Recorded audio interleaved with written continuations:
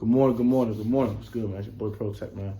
Boy Tone back with a video today. Today, FTF fixes franchise. Episode 3. We have the Cleveland Browns up on the docket.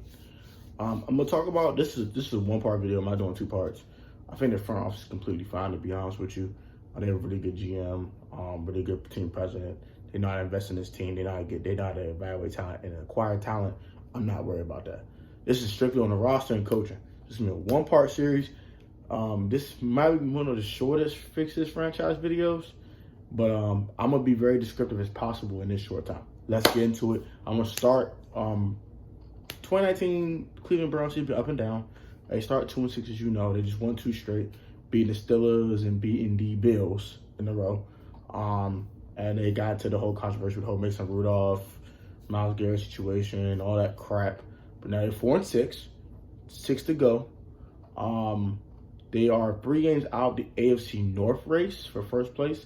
And I think they're 2 games out of the wild card race. So let's get into it. I'm going to be very, very brief about this. First of all, I'm going to talk about if they can make the playoffs or not, because this is actually a potential playoff team. So I'm going to answer that question. And I'm going to give you a potential record that they finish with. And then I'll get to actually fixing the franchise. Let's do it. That's what I'm going to do with potential playoff teams, by the way. If I have a Fix This franchise on a team that might make the playoffs, I will give you a declaration that you make the playoffs or not. I'll give you a final record. And then I'll get to fixing the franchise itself. All right, let's get into it now. Time to put my GM hat on. Protect Sports, GM of the Cleveland Browns. Let's get it.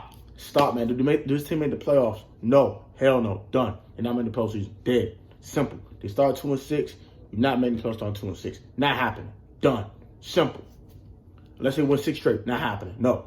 I think they finish, say 8-8, 500. They go 4-2 the other 2, 4-2 the rest of the way. Beat some good teams. They got the Ravens at week 17 and not beating that team. Simple. That's when the team's going to be the camera that breaks their back. Send them home. All right. So let's get into fixing this franchise. I'm sorry, the roster.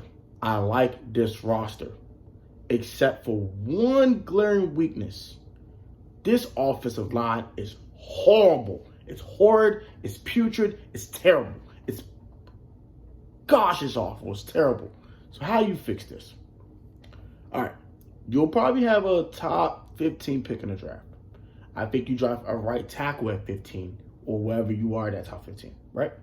So you fix that. So in the draft, you draft a right tackle. You acquire left tackle Trent Williams from the Washington Redskins. As you know, the Redskins have kind of did Trent Williams a big disservice with his tumor, his cancerous tumor, his growth in his head, and he wants out. So you acquire a top 5 left tackle in this league when healthy. I think Trent's pretty much healthy now.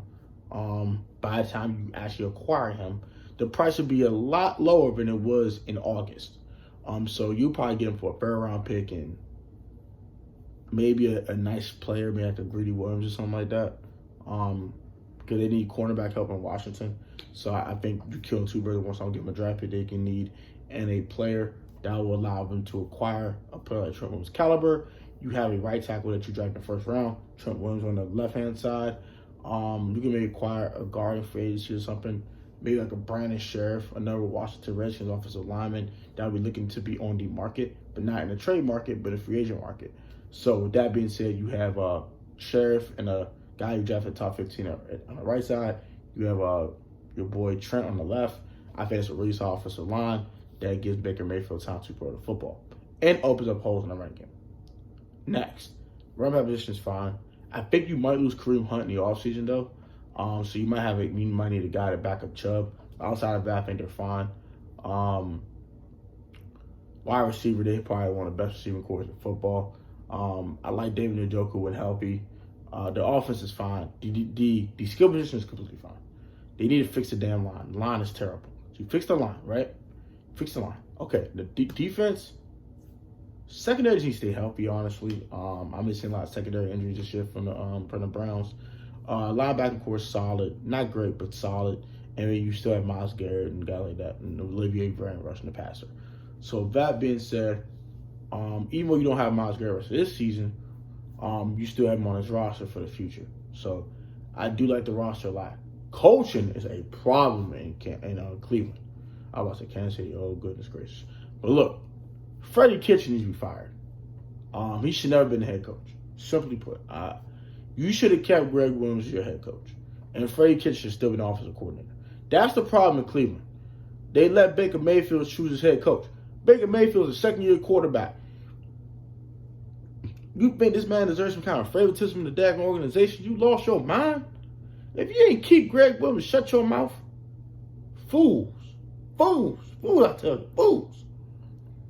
So with that being said, I think you need a tough-nosed head coach.